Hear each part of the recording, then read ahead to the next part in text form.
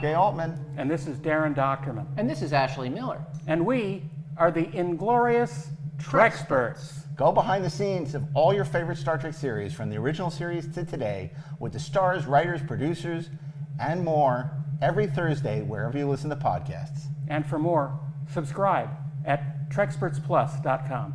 It's the logical thing to do. Keep on trekking. Ingloriously, of course. Hey, this is Mark A. Altman. This is Daren Dochterman, and we are the Inglorious TREKSPERTS. I thought it was a classic femme fatale. So much fun. I like that Shakespearean lace in your acting. I said, Gene, what do you want from this character? I want you to take the character and make it your own. I had a good time on the film. On day one, the movie was already $15 million over budget. We started this movie without an ending. That's like painting yourself into a corner. I don't think we've ever had a Star Trek captain on our show. Being, as you said, number one on the call sheet, it is a producer's position if you're going to take it seriously. I was so glad they didn't cast me as Lorca. You famously wrote that script in 12 days. On one level, I wrote the script, and on another level, the story was written by everybody and his brother. Well, I was going to say, what was your response when you were directing and Terry, sort of called you aside and said, "Hey, I want you to get back in front of the camera again"? I said, he sort of chummed the water a little bit. Are you ready to play Riker? What I thought he was saying was, you better go to the gym and lose some weight. Times. Are you going to trim your beard? Don't cut your hair. My interest was totally piqued. It's not hyperbole to say it's the best Riker material I've ever had.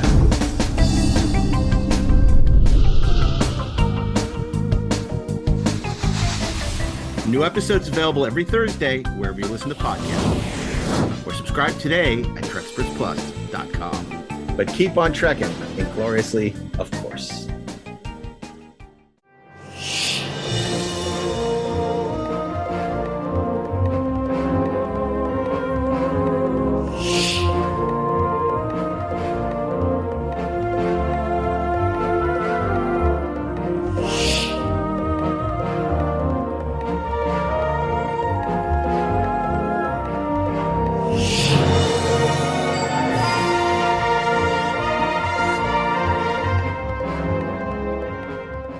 This is Mark A. Altman. And this is Daren Dochterman. And this is Ashley Miller. And we are the Inglorious TREKSPERTS. That sounded pretty good, boys. Not bad. Good on us. Not great, but not bad. Wasn't the best. It's as good as we can. Yeah, boo, we hated it. We want an opening that's we're the as Muppet good Show. as we can get. Yeah. It was okay. It was okay. Welcome. So, hey, welcome to another episode of Inglorious TREKSPERTS. And we got something special for you today. Is it? I'm It special. is. Because it's all about, she's a beautiful lady and we love her. And of course, I'm talking about none other than the Starship Enterprise. Nobody A, B, C. Well, D. no, there's A, B, C. No, there is. So that joke doesn't work at F all. or G. At all. Because they talked about all the various incarnations all of of them. Enterprise. And in fact, this was our number one Star Trek character on our list of holiday special devoted to 101 greatest Star Trek characters. Number one was the Enterprise. So this was a really fascinating conversation that Daren participated and moderated in at Star Trek Las Vegas, featuring Star Trek Picard production designer DAVE BLASS and the great production illustrator John Eaves. Legend. Yeah, it was a lot of fun. Tell us about John, Daren. I mean, he is a iconic figure in Star Trek fandom. John Eaves is a design machine. He started his career as a model builder at Apogee and working for Greg Jean. And he learned his craft that way and started drawing. And he just left everybody else in the dust. He's an amazing designer and a great guy on top of it. He's a sweetheart and no trace of ego at all, which is very odd in someone that talented. But he's great, and we've been friends for a long time.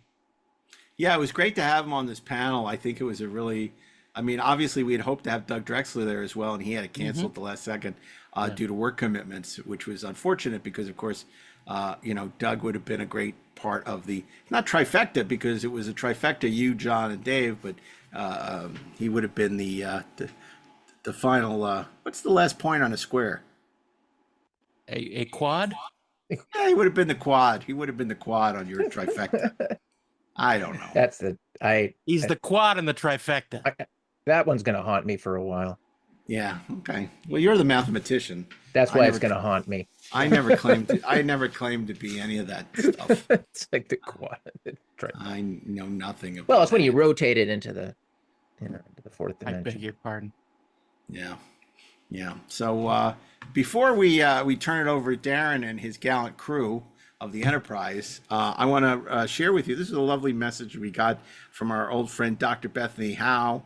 We've been getting a lot of emails, a lot of comments on social, but I thought this was interesting. She said, listening to your interview with George Takei, I think I finally understood something. Like all of you, I always seemed mystified by the fact that George's desire to be promoted to captain would likely come at the expense of his screen time. Indeed, as you noted following the interview, if they'd left that promotion in Star Trek II, it would have, among other things, severely limited his future options in terms of other films. Listening to him reading those lines, however, and the clear picture you all painted of the joy he felt, I think I get it now. Though begging Whoopi Goldberg, hi, thanks for contacting. What? Oh, wait, though begging Whoopi Goldberg. The begging Whoopi Goldberg. Though I think maybe Whoopi Goldberg might be able to explain it better. Everybody, come quick, come quick! There's an Asian man in charge, and he isn't kicking someone in the face. For much of Takei's life, the only positive representation of Asians on screen was as some type of martial artist: Bruce Lee, Jackie Chan, Pat Morita, Jet Li, and pretty much the entire cast of Crouching Tiger, Hidden Dragon. All respectable men, women, and characters, certainly, but a stereotype to be sure. Beyond that, however, the reality is that if a young Asian kid was looking for positive role models in the media from the 1950s to the 80s, even to the 90s, they wouldn't have found a plethora of examples. Asian representation in media was largely characterized by stereotyping, exoticism, and limited problematic roles. Asians were depicted as mysterious, inscrutable foreigners, and as Takei mentioned when he discussed the Twilight Zone, wartime propaganda moved right into Cold War suspicions, where they were often portrayed as enemies or spies. Sulu taking the helm of the Enterprise in 1966 was groundbreaking. History is clear on that. But so was his role as captain of the Excelsior in 1991. Indeed, other than martial artists, many would consider him the only Asian character in a leadership role since Lieutenant Sulu 25 years earlier. It's possible people more educated on Asian representation than I might have other examples. I wouldn't argue if they did, and certainly in the last 25 years, things have improved. Rinko Kikuchi in Pacific Rim, Ming-Na Wen in Agents of S.H.I.E.L.D., Benedict Wong in Doctor Strange, and Marie Tran in Star Wars The Last Jedi, Kelly Marie Tran in Star Wars The Last Jedi. I realized something else, however, as I listened to your podcast. As I listened to him, Takei's choices have always been about more than just acting. They've been about representation. He aspires not just to tell a story, but stories of his people and their history. He knows and always will that when Captain Sulu failed to take the helm of the Excelsior in 1982, that it would be another decade before the leader that Lieutenant Sulu could have become was there for his community to see. Practical or not, bad writing or not, in Star Trek II, and I agree it was clunky as hell, screen time or not, he understood the void that edit left in its wake. I understand it now too. I think, as always, I have you guys to thank for it. Though I am not a bit surprised, it never crossed my mind that despite your frustration with his attacks on Shatner, a gripe I share, that you would not only treat him with respect and kindness, but that you would make every effort to take him where no interview had gone before, because that's what you guys always do. Indeed, at the risk of just being a bit overly sentimental, I'll leave you guys with this. Of all the podcasts I've encountered, yours is the most glorious. Oh. Dr. Bethany Grace Howe. Well, So that's very sweet. That is sweet. I mean, I do think George wanted to be captain because George wanted to be captain. But I think that is a major element in it. But my main feeling about that is we don't blame him for wanting this imaginary advance in his career. Okay, we blame him for blaming Shatner that it didn't happen. Yeah, because that is absolutely false. Yeah, that had nothing to do with Shatner. That's everything to do with people wanting to keep him in the freaking movies. Yeah, I know what we blame him for. And and the fact of the matter is, we have nothing but respect for George Takei. I always loved that character. But it's the incessant bad mouthing of Bill Shatner, who absolutely acted like a star on the original Star Trek. But he did not. You know why? Because he was the star. It was a terrible scene, yeah. and everybody gave it their all. And anyone I know who was a producer or showrunner would have cut it from the movie, which is exactly what they did. And it was not a reflection on George in any way. Because it's not important to the story, and it's confusing. Mm-hmm. Yeah. If he's getting a promotion, why is he here? And it doesn't pay off. Yeah, it doesn't pay off at all. It's just random George Asper's. It doesn't pay off. But Dr. Howe is right when they point out that representation. It's hard for us to appreciate probably how much that meant to the Asian, or would mean to the Asian community, to see Captain Sulu in command of a starship at that time and place. And it, and certainly him in command of the Excelsior meant a lot, because you didn't see things like this happen. So I understand the frustration, but and I'm glad that she realized that they realized that certainly for us, we feel that when we host a guest, whether they're from a show we love, like, or disdain, we're always going to treat them the same. Absolutely. We're happy to have them, and we want to learn.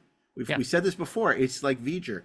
We want to learn all that's learnable, know all that's knowable. So whoever the guest is, we are going to treat them with respect, and we're going to attempt to bring out the best as we can. Bring out the best in the interview. And maybe we'll benefit from that knowledge as well. Maybe we'll look at things in a different perspective. Maybe it certainly happened. A piece of their action. That's right. I think it certainly happened in the past with guests we've had, things that we may not be completely enamored with. And we know that there are people out there who are interested in hearing their story. They're not interested in us being snarky smartasses who are keeping people from sharing their stories. Well, sometimes they like us to be snarky smart. No, not with the guests. Not with the guests. Yeah, no. We always treat the guests with respect, unless they're raging dickheads. But they never have been. They never have. So we haven't had to do that. Because why would they come on the show? Wow. Yeah. Well, that's true, but yeah. So yes, well, that's a nice note, and I thought so too. Let's thank the doctor for that wonderful offering. I think that the Enterprise, we saw it in Starship SmackDown when Neil deGrasse Tyson extolled the virtues of this beautiful ship that is, the greatest starship ever designed, ever to grace the silver screen. And you guys talk about, obviously, the great Matt Jeffries and the challenges of evolving that design over the generations. Yeah. And I think it's really exciting, and it's a great panel with a great panelists. And now, Darren, why don't you take us out? Well, let's just clear all moorings and engage. Ryan Reynolds here from Mint Mobile. With the price of just about everything going up during inflation, we thought we'd bring our prices down.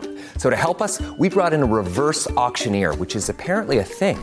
Mint Mobile Unlimited Premium Wireless. How to get 30, 30, bit to get 30, bit to get 20, 20, 20, bit to get 20, 20, bit to get 15, 15, 15, 15, just $15 a month? Sold! Give it a try at mintmobile.com/switch. $45 upfront payment equivalent to $15 per month. New customers on first 3-month plan only. Taxes and fees extra. Speed slower above 40 gigabytes. See detail.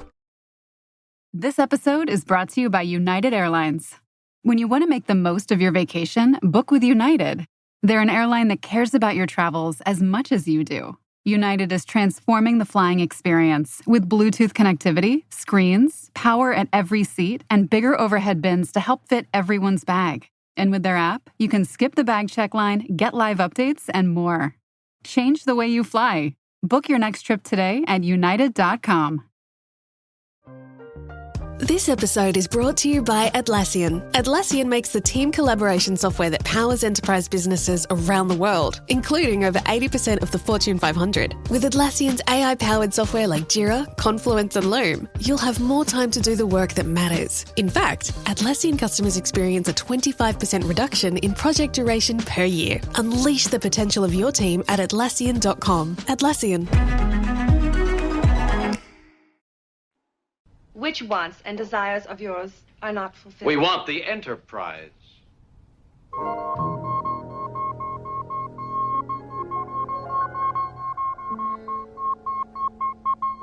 Enterprise is not a want or a desire. It is a mechanical device. No, it's a beautiful lady, and we love her. Illogical, illogical. All units relate. All units, Norman, coordinate. I am so excited about this next panel you're doing. Well, we have to introduce first Hazel. We are. Hazel Honeysuckle. Hazel Honeysuckle of Caesar Palace Absinthe. She's back. She's cosplaying today as Captain James Tiberius Kirk. Or Captain Hazel Honeysuckle. Yeah. We got a question for you, Hazel. This is not a Rafe Needleman question, this is an us question. What is the sexiest lady in the history of Star Trek? Well, that would be the Enterprise, Mark. That's right. Correct. You are correct. That's right. So this next panel is all about the history of the Starship Enterprise. As much as we can cram into 45 minutes. That's right. Okay, that's true. And Darren is going to moderate a phenomenal panel. She's a beautiful lady, and we love her. That, of course, comes from iMud. And we could not be more happy. We have a wonderful panel for you. Darren is going to talk about recreating the ship for Star Trek The Motion Picture. A little bit. A little bit. Extremely little, Ensign. That's right. Yeah, so without any further ado, I want to turn things over to Darren as we look under the hood of the Starship Enterprise. Thank you so much. Thank you, Mark. Thank you, Hazel. Well, to join me here in our discussion about the lovely lady that is the Enterprise in her various forms, we have the production designer from Star Trek Picard, Mr. Dave Blass.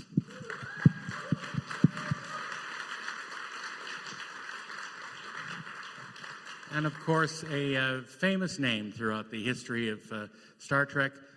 He designed the Enterprise E and a bunch of other stuff. Yeah, we'll hear more from him as he comes out. Mr. John Eaves.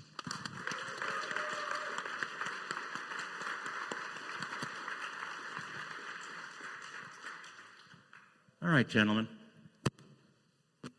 We're going to shine the spotlight on you both, so it'll be an interrogation more than a panel. We're talking about the Enterprise, and of course, in as early as 1964, Matt Jeffries was tasked with coming up with an iconic starship design that had never been seen before. If either of you were to get that assignment, how would you begin? I would cry because I've looked back on it, and it's amazing to look at the history when you're looking at that ship, but you have to transport yourself in time back to the 1960s when there are rockets going into space, and we hadn't been to the moon yet. And all this is being designed with that in mind, the idea of science fiction. What is, rockets to the moon and Jules Verne and things. And it's like the idea of a saucer with these nacelles on struts, and it doesn't make any sense from that world. So when I look at that, I marvel at it, going, what made you do that? Like, well, where was your thought process? Now we look at a starship, from Star Trek, and it's like, okay, yeah, that's kind of the iconography of it. When I'm designing the Stargazer or the Titan or any of those, we know what a Star Trek ship looks like. But at that time, you're like, well, it's a spaceship. What's a spaceship look like? And to go in that direction is just, it blows my mind that that's where they went. Yeah, it's an amazing sort of task to try and create something that is new from elements that are not new. And I think that's part of the secret of what Matt Jeffries did, was he had magazine covers from all these fantastic science fiction magazines and story collections, and a ton of illustrations that had, were 30 years old, some of them at that time. And he took elements from all of them and, combined them in interesting ways. There is obviously the flying saucer shape, that was very prevalent in the 50s. There was the rocket shape, which we were just getting used to in the 60s. And all these sort of various, like sailing ships and aircraft carriers, and all these sort of design ideas that he was able to somehow coalesce into this almost perfectly shaped object. And some people have discussed that if you sort of narrow it down and put an overlay of what's called the golden ratio onto plans of the Enterprise and elevations, that it lines up. And I like to think that he planned that, but also knowing him a little bit, I don't think he did. I think it was sort of intuitive. And I think that's an absolutely fascinating study of the man and his creation. John, you have any comments on that amazing statement I just made? I do. And you know what also adds to it is his aviation background. Absolutely. He was an enormous aviation fan. He was a pilot as well. And having that knowledge, like Darren was saying, the flying saucer was the big thing in the 50s, and it was kind of fading out in the 60s, but it was still what you thought of space and science fiction and TV and movies at that time. And to see what he did and got pushed into the direction of adding more to it, making a more modern flying saucer ship at that time, and that aviation background, you look at it now and you go, my gosh, it was perfect. Exactly what that time frame needed to have a new type of ship and the aerodynamics of it. And when I was a kid when Star Trek came out, and I was introduced to Star Trek by the model kits. And I saw them at the hobby shop, and I go, what is this cool stuff? The Enterprise model kit. I bought it, and the Klingon as well. And it was just, in my mind, I thought, I'm just going to make the flying saucer part of it and enjoy that. But as we get older and look at this stuff, you don't realize the genius behind that design until, you move on and you look back at it. It's the most amazing, perfect ship, not only for that time, but as you know now, we're still doing the same layouts. And I think that's what's important is if you look at every version, whether it's the original series to the refit to J.J. Abrams to Strange New Worlds, everyone understands that this is so iconic that we can't mess with it. It's like you can change the bridge to do the thing, but it's like you can't change that shape because it's just perfect. And even though you may want to tweak it a little bit, it's like don't go too far because it's perfect.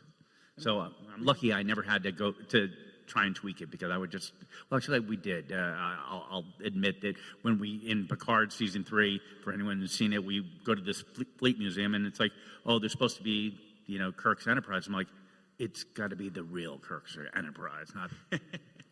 I think it's interesting to talk a little bit about the process that it took to develop the first one.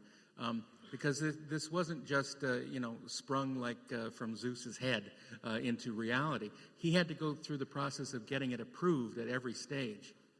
And his method was he did a whole bunch of what he called rough sketches. I mean, if you look at them, they look perfectly finished to me. But he did in sort of sometimes charcoal, sometimes crayon almost, tempera crayon. And he would draw these shapes of these sort of iconic science fiction shapes and combine them in various different ways. And at some point, I think he had 30 different sketches up on the wall. And Roddenberry and the other people who were in charge of making the decisions would say, I like part of this. I like this off of this one, and the back of that one looks good. And so he had to sort of take those notes and then do another pass and refine those ideas and try to make things work together. And that's kind of the way that it still continues today. That's the same sort of methodology. Can you speak on that a little bit? Yeah, I think it's like anything. You'd like to say that Dave or Doug or anyone designed something, and it really is more of a collaborative effort. The producers, whether it be Gene Roddenberry or Terry Metalis, are there with us, and they have a vision, and we're kind of their paintbrush to help bring that out. But they lean on us because they know we're not only experts at what we do, but we're also fans, and that we're looking back, trying to look forward to the next design or next version. But we know the history of the design and why starships fly the way they do and do what they do. Yeah, Darren and I are kind of the older timer Star Trek guys. We started right at the end of the Captain Kirk era, moving into the newer stuff. And once we started working on Generations and then First Contact, and these new Enterprise notes came out where we had to do new Enterprises, the first note is, can we continue with that lineage of the design work? Do we have to alter it? Can we keep going with what Jeffries had established? And it was always a unanimous, yes, of course, that's the way we've got to go. This is the way an Enterprise looks. And so these new reiterations that we do of the Enterprises, as they move on, you always have the same set of elements: the fuselage, the nacelles, the struts, and the saucer. And then trying to pay homage to that, to Jeffries, is always like the main goal behind it. You always want to see Jeffries' lineage in there no matter what you do. And the ships usually will tend themselves to be designed around what the story is. But being able to keep that actual Jeffries lineage this long has been really a wonderful way to keep his visions alive. I think one of the most successful transitions from the original version was the one that they did for the first Star Trek movie.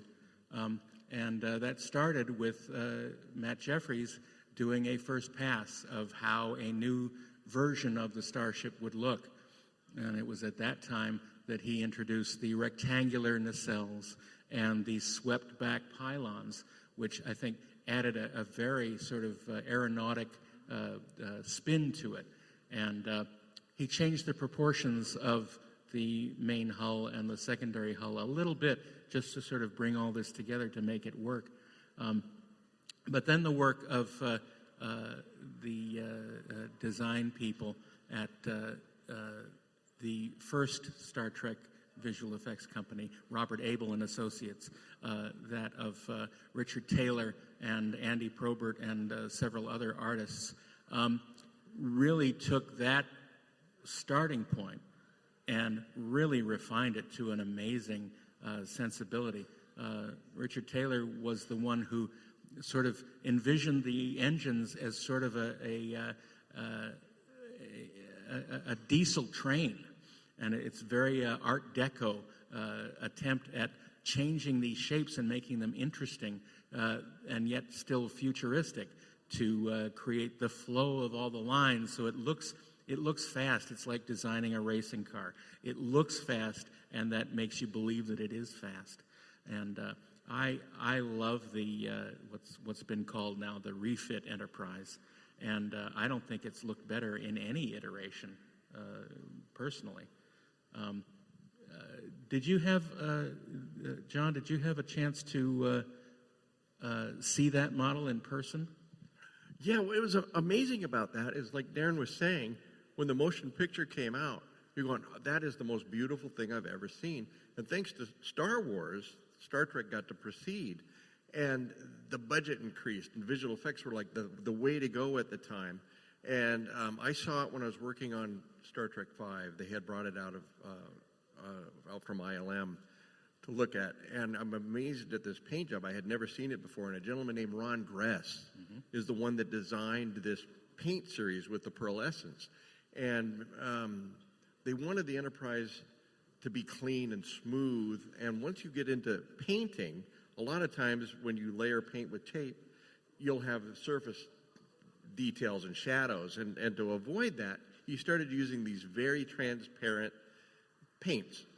And he used pearlescent, and he used whites, and he came up with the idea of the different grays where you have a gloss and then you have a matte, and it would give it this like 3D paneling, but it was all done with paint. It was the most amazing model I ever saw. And like Darren was saying, I think it's like the greatest redo of any of the Enterprises altogether. So, and I'm not trying to plug anything, but Tomy Plus has a booth in the corner of the dealer's room, and they have on display their 1/350th scale metal model of the refit Enterprise, and they've done a paint job on it that is absolutely amazing. It's the closest I've seen to the real one, quote unquote real one, and it's really amazing. I'm not endorsing them at all, but I think they did a really good job.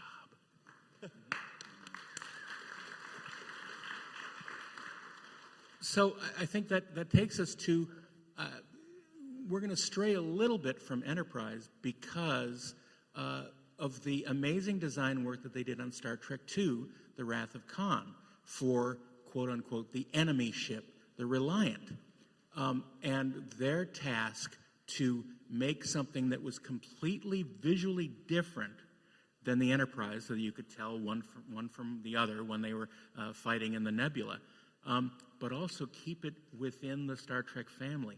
I think they did an amazing job of bridging that gap between them, because it uses the same elements, but it uses them in a much more creative way, and its shape is completely different, but it looks like it is completely within the universe of Star Trek. Now, an interesting story before someone stops me is that in order to get it approved by Harve Bennett, they sent the blueprints off to Israel, where he was shooting a woman called Golda, and he looked at the blueprints and he said, "Oh, yeah, this looks great."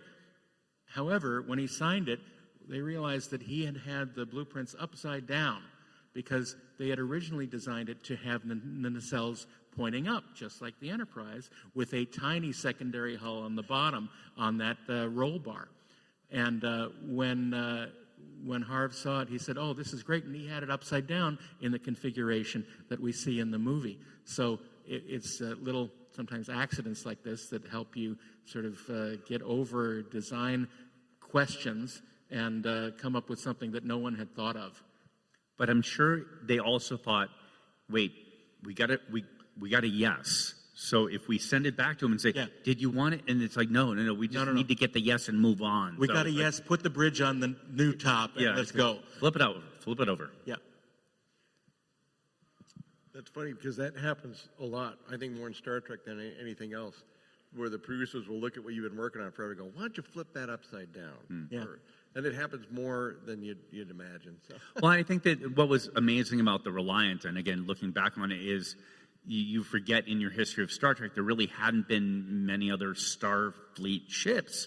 So you're like, okay, we had like the Intrepid and whatnot in the original series, and it's like, okay, we have the model, we're going to just change the name, but it's like to get something like the Reliant that's so unique and different, in the fact that it had a little bit more of a secondary hull, and the nacelles are the same style, so you felt that it was the same, like a different destroyer. It's a different feeling. So again, that was the brilliance of that ship, and that ship then set the tone for everything else that we saw, because they're like, okay, tweak it, change it, but here's the vernacular of Federation ships.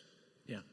I just want to backtrack a little bit to some of those design elements we were talking earlier about sailing ships.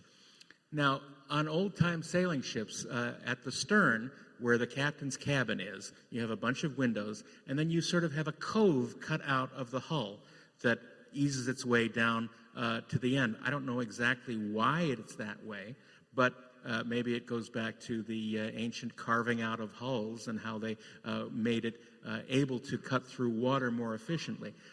But that cove is on the secondary hull of the Enterprise, and you can see it especially in low views as you're looking up at the shuttle bay. That cove is there, and it's a really subtle thing, but it immediately tells you, first of all, the scale of things, and second of all, its heritage as a vessel, as a traveling vessel. And I think it's an amazing thing that you don't really think about when you're watching the show, but when you look at pictures of old-time sailing vessels, you see, oh my God, that's exactly what he's doing there, and it's really an amazing visual cue. Yeah, no, I think one of the other things about putting the nacelles out on the struts, it was him thinking about the engineering of the ship, going, okay, here's your power, your engine. We need to get that amount of energy and heat and whatever away from our main structure. So we're going to put it, but we don't have to deal with, Earth gravity and things. It's not actually flying; it's going through space. So the whole idea that the struts are narrow and thin, but it keeps the energy and the explosiveness of the engines away from the main superstructure. And again, it's just such a brilliant design. But and I think that that's the big difference whenever I talk to people about what's the difference between Star Wars and Star Trek. It's like Star Trek has to make sense. Star Trek is about logic. It's about design. It's about this stuff would actually work. It's like a Star Destroyer. Okay, it's a thing. But it's like Star Trek fans, they want to know the tech. They want to know the details of how everything works. And again, that's the history of naval vessels. And again, that's why I think there's so much about, even though Gene Roddenberry wasn't about the military, it's like, well, there's a naval tradition, and that's what we're really embracing, is the naval tradition. And before we move into the next generation era, I want to steer you toward YouTube. There is a video of someone who built a refit Enterprise model that worked as a submarine. It had, impulse jets on it that would pulse it along so that it could float underwater. And it's basically the proof of this wonderful design is how it works underwater. It flies exactly like you would expect it to. It's as if that it was a divine inspiration, because it flies around, it is stable, and it's as if it runs on these rails that the engines ride on. And it's so amazing. Look it up. It is amazing, and you'll go, oh my God, it does work. It's fascinating. So now in 1986 and 87, the decision was made to make a new television series that was called Star Trek The Next Generation. They brought Gene Roddenberry back to develop it, and he brought on a crew of talented artists and writers and technicians. And one of these people that he brought on was Andrew Probert, who had worked on Star Trek The Motion Picture and was working on designs for the Enterprise and other ships. He designed the Vulcan shuttle, as well as several of the other Starfleet vessels. And because Andy was a big fan, he had already done sketches of a future Enterprise, just for fun. And one of these sketches was hanging up in his drawing room. And one day, David Gerrold walks by. David Gerrold was working on the show at the time. And he said, "What's that?" And it was a very early version of what turned out to be Enterprise D. And Andy just said, "Oh, that's just a sketch. That's just an idea I was working on." Because Andy was working on the bridge at the time. He was just designing the bridge with its horseshoe and all that stuff. And David said, "Well, this is great. Let me grab this for a second." So he went off, and it turns out he took it into Roddenberry's office and said, "Here's your new Enterprise." And he plopped it on the table, and Gene said, "Oh, that looks great. Let's do that." And that was it. That was the design process. And of course, Andy refined it and made the masses work together in a completely different way. It still had all the elements from the Matt Jeffries Enterprise, but the proportions were all changed, and a new language was developed for this, 85 years into the future. What did you guys think when you first saw the D? I was actually working at a place called Apogee, a visual effects place, and we got the blueprints in to bid on to make the model with ILM. And I'm looking at this, and I'm going, what is this very unusual ship? And they go, "This is the new Enterprise." And I go, "This is such a wild thing." And you can correct me if I'm wrong, but I heard it was designed that way to fit a TV format. Is that correct? That makes sense. Because the original Enterprise, you'd see it flying. It had to be at a certain distance. And with the TV format, if this is true, we've heard it all, but we don't know. Only because First Contact, they told me to reverse it. Right. But it looked like it was fit for TV, so you could see the whole ship and have a massive scale on it.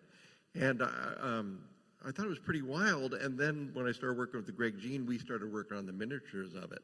And I learned to hate it because it had the most complex paint job in the world for a model. You taped for days to get one pass of color on it. And it was an interesting ship. I actually like it now better that I'm far away from it. But at the time, it was such a hard model to make, and we'd always get the wrong plans. And when we're done, we'd get a new set. Oh, you did that. We sent you the wrong paint scheme. And so I think one time we did it 4 times in a row, and it was awful. I wanted to kill Andy. I called him up and told him he's on my hit list. But yeah.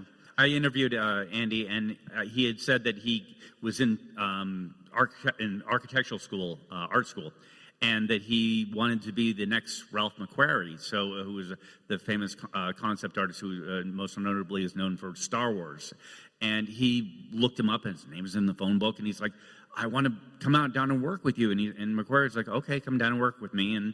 And they got to be friends. And Andy was like, oh, I'd love to do it. And he's like, here, go do this. I'm doing this thing called Battlestar Galactica. You can go draw this because I have to go do Empire Strikes Back. And then Andy didn't even finish school, and he's designing the Cylons and all the stuff for Battlestar Galactica. And then because he had worked on the motion picture, then it's like, okay, well, Ralph, you get the stamp from Ralph McQuarrie, then you're cool enough to go design the Enterprise, and it's just the detail and the passion that he's brought into it, and it's a different mindset, and I think that it's really important to look at where the world is, and again, you go from the 1960s and what we imagine space is, and now we're in the 1980s, and it's like it wants to be more of a family thing, and the concept of the computers and everything evolving, and that's really related to what the technology going on at the time, and the whole idea of,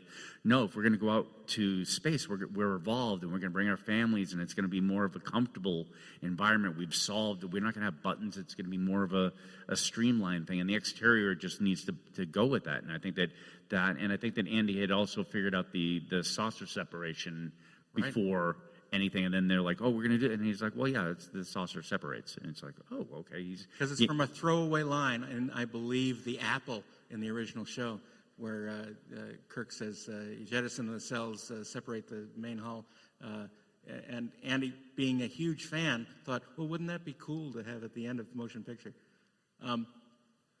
There was a lot of pushback against the D design when people first saw it. They said, what is this thing? Because it was so, apparently radically different than anything we'd seen before. And in fact, some of the ILM guys who built the model were so upset with having to do this that there is one section on the back hull of the secondary hull where they have etched in the letters UGLY. And it still remains on the model today, but obviously everyone's softened since then, and we realized that okay, it's just we weren't used to it, and it was creating a new visual language for us to follow. But it does have direct connections to the quote old ships. Yeah, and I think that's one of those things that, as a designer, I experienced myself is. You're given the directive. We want to evolve. We want to do something new, and we don't want to do the old thing. We want to do the new thing. We want to do the next thing, and it's taking that idea of what's been done before and how far do you go into a new and different world before it becomes weird and bad, that's really a gift. And I think that. Season 3 of Picard did that very well. It's like, okay, here's what we want to embrace the past, but go forward as well. Yeah. So a few years later, after the first Next Generation film, Generations, where they literally crash it and destroy it, for now, they need a new Enterprise E for Eves. And young John here is tasked with sort of taking the lead on that. How did that go? How did that happen? What were your initial thoughts? It was a very scary day. And like I was saying, I had worked with the D model before, and I'd take it to stage, the motion control stage, and the cameraman would always go, "Oh gosh, this is such a hard model to film." There's only a few good angles that they could get because the saucer is rather heavy if you film in the front. And so I remember hearing that, and I thought, if I ever do an Enterprise, I'd like to make something that's appeasing to the cameraman as well. So, you learn from everybody about you. Well, my boss came in one day. I had just started. I was working with Deep Space Nine. He goes, over break, we're starting the new movie, First Contact, and we need new Enterprise. Have fun. And he walks out, and I go, this is fun. And then I got really scared about it. And so I thought, what are we going to do? And then I got notes that said, this is no longer a family ship, it's a battleship. They have to battle the Borg, so the whole design has to wrap around. So you take the water slides off and everything? Yeah, exactly. And so I started drawing off of Andy's D. And that's where I was talking to him about the TV format, because I was drawing that same format. And Herman, our boss, Herman Zimmerman, he goes, you can expand upon this. This is theatrical. We're not stuck with the TV format ship anymore. So that's why I thought, it makes sense. The D is shorter and it fits a TV screen. So that's kind of where that conversation came from. But we started making all of this stuff, and I got to thinking, what shouldn't be on this Enterprise and what should be? So, of course, the traditional Matt Jeffries things. But I remember watching Star Trek II, and when Khan is blasting the neck of the Enterprise, I thought, just a couple more bursts, that's going to blow that neck piece off, and the saucer and the fuselage are going to be, or the secondary hull are just going to be useless. They're going to be a target. And I thought, if I get rid of that neck and make it a more thinner profile, it would be more of a battleship. And so with Herman's guide and Mike and Denise Akuda behind me, we all kind of teamed up with these ideas of what to do. And it was a very fun ship. ILM was doing the model. We'd go up and would watch what they were doing out of foam core. And I was a pretty new artist at the time. And so a lot of times I was in the model shop originally. I'd go make a model, and then I could draw from it. And so I did that with the E and the First Contact landing ship, the Vulcan ship. But the E was very fun. It was a very collaborative thing. And we broke some new ground and turning Andy's saucer in a 90-degree different thing, added a little bit more aggressiveness to it. So having Andy's ship as the base and Matt Jeffries as the super base, that's kind of where the E came from, and worked out very, very nice. And it was the last Enterprise built as a physical model. So that's your very last filming miniature. Everything went to CG after that.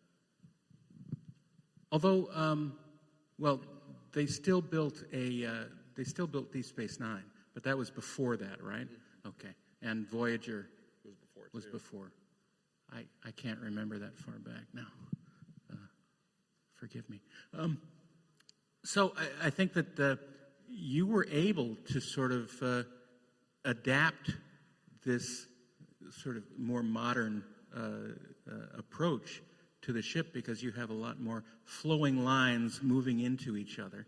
And it's almost as if you take the D, you twist the top of it and just stretch it literally. And I think yours was one of my favorite sort of adaptations of that, because I think it looks beautiful on screen.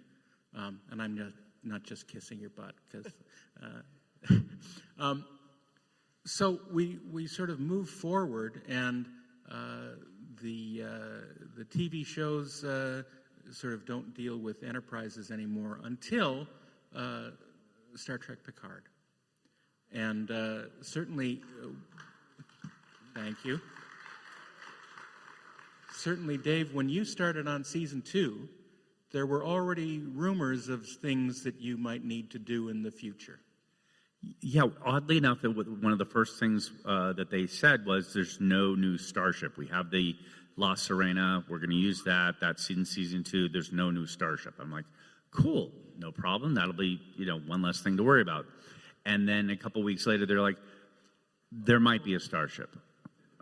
I'm like, well, that's a big might. And then a couple weeks later, they're like, okay, so it's the Stargazer. It's Picard's original ship, but the new updated version. And then I'm like, oh, thank goodness I have John Eaves working with me. And we started brainstorming, coming up with ideas and things of that nature. But we're in the middle of a pandemic, and also because of the production things, we have to do seasons 2 and season 3 back to back.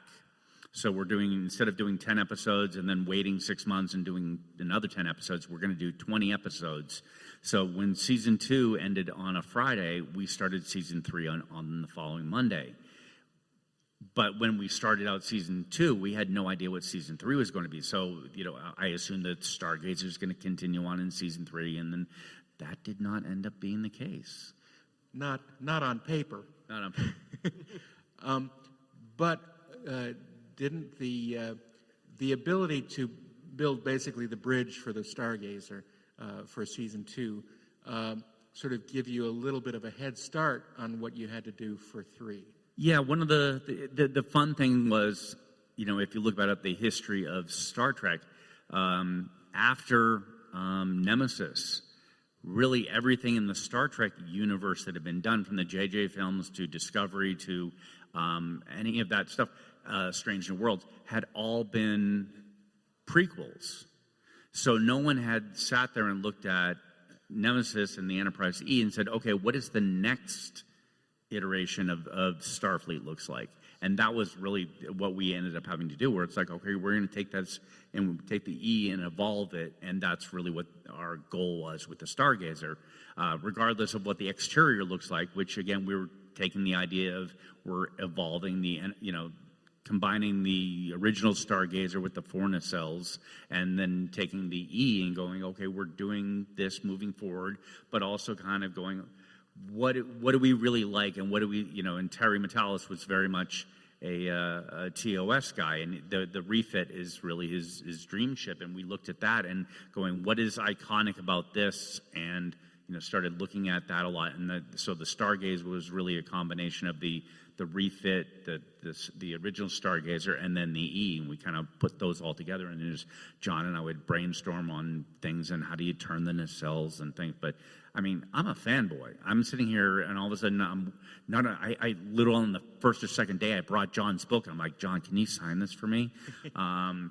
And we're getting to collaborate and work together, and it was a dream come true. And then we, to have Doug Drexler there and Mike Okuda, and it was just unbelievable. So while you had John basically chained to his desk and forced to do these amazing designs on his own, there was more than even he could handle. Yes. So you had to bring in some newcomers to help with the work. Yes. So we had a number of people. We had Sean Hargraves, who had designed the J.J. Abrams refit. And he did a wonderful job. And we had Doug Drexler, who was coming off of, he was at the time working on Orville. And I said, Doug, you're playing for the cover band. Come, let's come back to the original. And we were able to steal him away from that when he was done with that. And then we brought in so many of the new, and that was really my goal, was to look backwards and look forwards, and people like concept artist James Chung and Igor Konevsky, and all these amazing artists that came together to bring old and new ideas together. And I think that was really what made season 3 special, is the combination of the old and the new guard. And what's kind of cool is we got to give Dave a great big hand of thanks, because at the end of season 2, the production was just, they were kind of creating the series as they're going. And all of a sudden, we're all done, we're at home, and we get this call about the fleet standing up against in battle. And they go, what sketches do you have? And I turned to this crazy Zing He thing, and they made like 9 million of them. And when Dave saw that, he goes, why didn't they use other ships? And they go, it was a rush and there was no time. So Dave went out, called the Star Trek online guys, got their assets approved to use all of their ships and get them to modify them. And then we brought in a gentleman named Bill Krause, which is a Cinderella story. And so he was just a fan making models, got Terry Metalis' attention, and he wound up doing the Titan and the G. And amazingly nice, wonderful guy, but with the pandemic, we all work from home. We didn't get to work with each other, so that was the only bad thing. But thanks to Dave, he put together this incredible crew, and he put behind it the thought of, we need a fleet of ships, we need different ships, we need this, we need that. And he was kind of the guiding force that made season 3 visually what it is. And when you watch 2, you go, it could have been a lot better. And for Star Trek fans, you go, we need more than one ship copied 900 times. And that was Dave's doing, that he fixed that issue and saved season 3. Well, we all want good Star Trek, and as a Star Trek fan, that was my thing. I'm like, I want to watch the show that that we want to watch. It's like when you see like the USS copy paste show up, and you're like, I get it, I understand from production, but if we can take it to the next level, and also I know that there are the Star Trek Online games, and Thomas Maroney and his team are like, they do amazing work, and Hector Ortiz, and so when I discovered them, and then I started doing the deep dive, I'm looking at the ships, and I go, wait, these are in the Picard timeline. The synergy here is already here. Why aren't we doing this? And it just seemed to me like a no-brainer. And then I said, Thomas, give me your 10 best ships. Let's do it. And I did a whole pitch to everyone. I'm like, here it is. It's sitting there. We don't need 6 months to design these ships. They're already done. They're already in a format that we can create a pipeline and get them into the show. And then, everyone's like, that makes sense. And I'm like, that saves money. That looks good. And if you can get all 3 of those things together, then we ended up having him in the show. I was so happy. Well, thank you, please.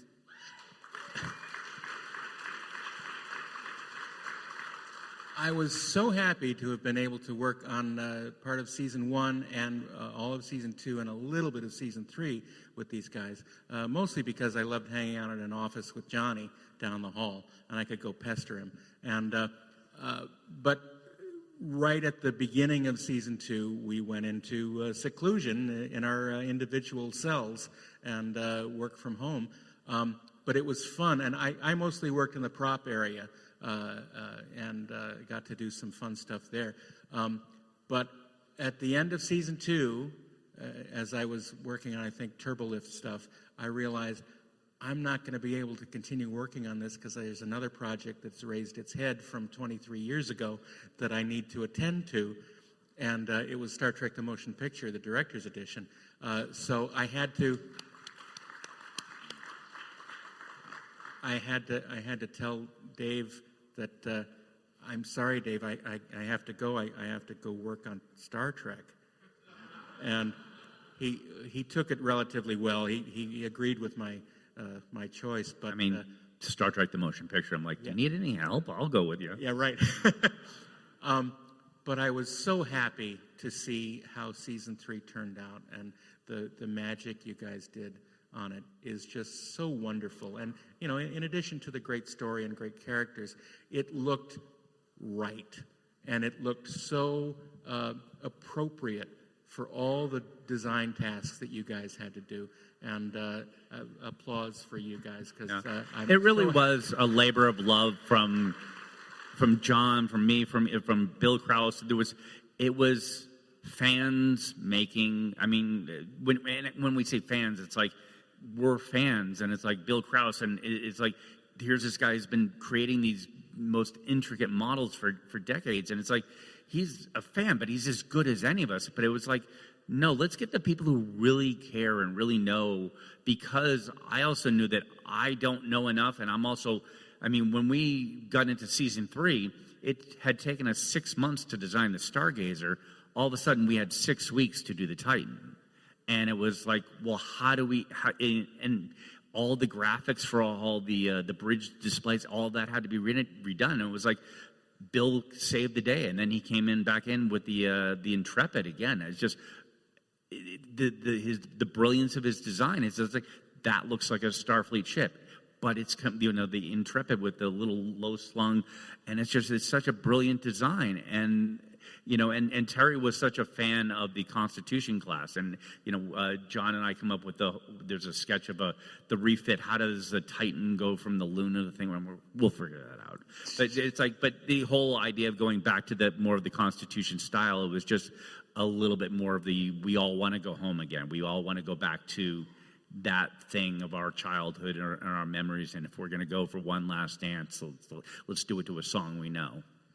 We only have. Oh, I'm sorry. Go ahead. I was going to say another big nod we have to give is Terry Metalis, because he guided that show and turned it, because he's the biggest fan there ever was, but he's a fan with the knowledge of what to do to make it what it used to be. And I think his greatest decision was to bring back the old Hohner and Goldsmith scores and integrating something we love, and it's like a hidden actor to bring them back that has made another resurrection like the original TOS crew.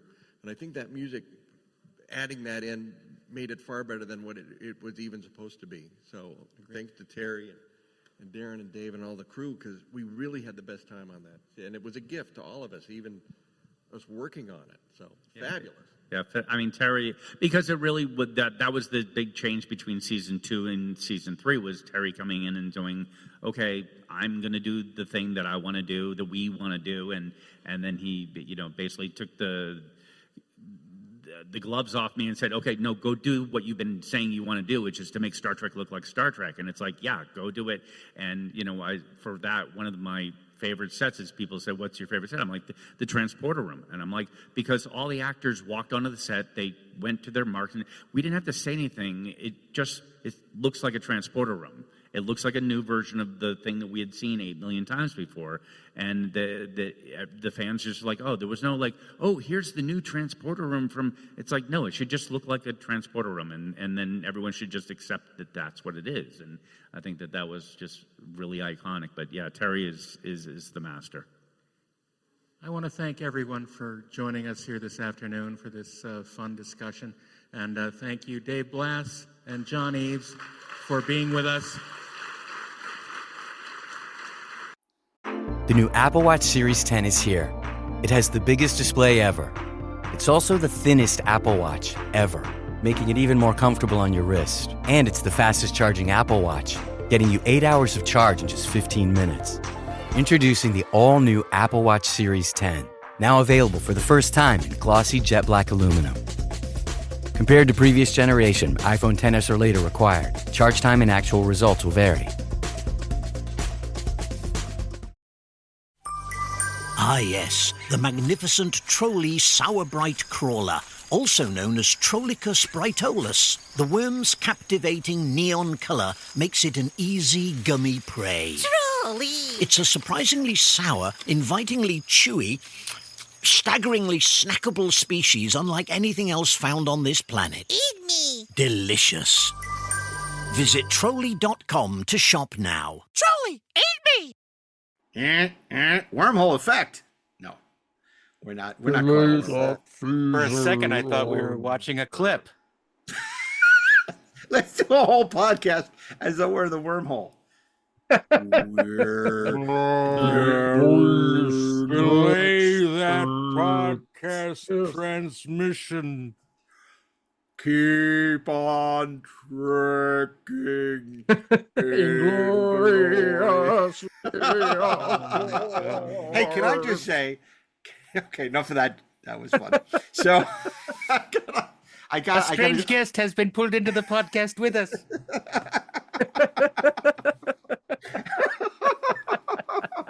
Oh my God, that's so funny. I've totally lost my train of thought. Did we have one? I did. I had a question for Darren about the panel. It was something about the Enterprise. I knew something with the Enterprise. I don't remember. Like a ship, right? I'm not going to ask you what's your favorite Enterprise, guys, because I know I don't need to waste time with that. The one that fought in Midway. Right, exactly. That's right. No, yeah. Because it wasn't the one in the Final Countdown, because that was the Nimitz. Yeah, that's right. It's the final count. Never mind. We just missed the 50th anniversary of Space 1999. What do you mean missed it? Not 40, the 49th. Sorry, the 49th anniversary. I didn't miss it. Yeah, I celebrated. I celebrated on YouTube, watching every episode that I could cram into a few hours. You don't have that beautiful Blu-ray? I do, but I like watching. I like know. watching, pretending that I'm watching with other people. Yeah, I understand. Yeah, have you been watching that Pluto Star Trek movie channel at all? No. Yeah. Okay. There's only one movie I want to watch, and I watch it whenever I want. No, you know what I noticed, because we always make fun of, Chekhov being terrible at his job, because obviously he, didn't know that the phasers are cut off in the event of an engine imbalance, that he didn't notice the missing planet and the SETI Alpha system, but that he ran off the deck of. But you know who's even worse? I mean, we said all these nice things about Sulu and George Takei at the top of the broadcast, but if you notice, in Khan, there's a moment when they're in the Mutara Nebula, and he says, "Oh, the sensors aren't working. You're going to have to fire manually." Or whatever. Sulu says, "Okay," and then the ship is jostled, and he hits the phasers by accident, and it misses the Reliant completely, and alerts Khan to the fact the Enterprise is right behind them. That is a rookie. That is a rookie. Shit. That is a rookie move, man. Yeah. Sulu could have blown it. The Reliant could have been like, and that's okay, why he didn't get promoted to captain. That's correct. Maybe that was it. Maybe that he screwed up, and Captain Kirk was, unfortunately, I was going to promote Sulu, but he messed up because he accidentally fired the performance phasers on the bridge makes that impossible. He nearly fucked us all. I'm Spock surprised died that George should be like, because of him. Captain Kirk made me fire the. I mean, there's an alternate history, right? If he hadn't blown it, maybe they would have taken out the Reliant, and Spock wouldn't have had to die. Yeah. So really, it's all on Sulu's shoulders. I was just having this conversation with somebody that it's crazy that there's not a Star Trek What If comic. Yeah. Because I mean, we did an episode What on if Star Sulu Trek wasn't a Butterfinger? But it would be so great. I mean, there's so many obvious Star Trek What Ifs. And I think that's a way, because they're always trying to invent things let's put all the cast, the most popular characters into one comic, and it'll be like our Star Trek Avengers. But if you really want to, cash in on, goodwill that fans do, this is what City on the Edge of Forever would have been like if Edith Keeler hadn't gotten hit by the truck. It's just there's so many cool things you could. We know that Hitler takes over the world. Yeah. I know, but let's see the repercussions of that. We did. The Enterprise disappears. No, but what I'm saying is what happens when Kirk, Spock, and McCoy are stuck in Depression-era New York now. Well, then we don't get go the back to the High Castle. Well, because Kirk is a resistance leader against of money the Nazis. betting on baseball. That's right. And then, the Gestapo captures, it could be a Patterns of Force, Well, City on the Edge of Forever crossover. I don't recommend they invade. Ooh, that's a little good Casablanca reference. By the way, look, Spock, it's Gray's Sports Almanac. I don't know. There's some really, I think What If would be cool. That's all I'm saying. It would be. It would be cool. It would be. Cool. But it's not to be sure. It would. It would. Well, look, Darren, you did a great job. That's a great panel. And I'm so glad we were able to share it here with our listeners, and our love for the Enterprise, which is boundless. Certain Enterprises, not all of them. So, but most of them are pretty damn good. There are a couple where they're like the B. It's like, but we'll just use the Excelsior model. What if they put a skirt on the Excelsior and painted it green? But most of the Enterprises are good looking ships. Yeah. Sure. None more so than the earliest iterations of that beautiful ship. Next year we're going to do She's a Beautiful Lady and We Love Her Too, the Reliant. So we have a much shorter panel. The beautiful lady, and we also like her. Very much. Yeah, we also like her. Yeah, that's right. Okay, well, listen, it's a pleasure having you once again join us on the Inglorious TREKSPERTS. And of course, we're back next Thursday. If you want to listen to these episodes 1 week early, you can subscribe at TREKSPERTS Plus. And of course, we're almost always interested in your opinions, which you can share on your favorite social channel or email us at trekspertsplus.com. Or, of course, join us on Discord, where the conversation never ends. And Deck 78 premieres every other week, wherever you listen to podcasts. And you get it 1 month early on TREKSPERTS Plus on Spotify. So however you enjoy your Inglorious TREKSPERTS, make make yours Marvel, but like, what's so good? Make mine Marvel, so make mine, like, what's a TREKSPERTS? Make mine Mutara, make mine, we need like a little catchphrase.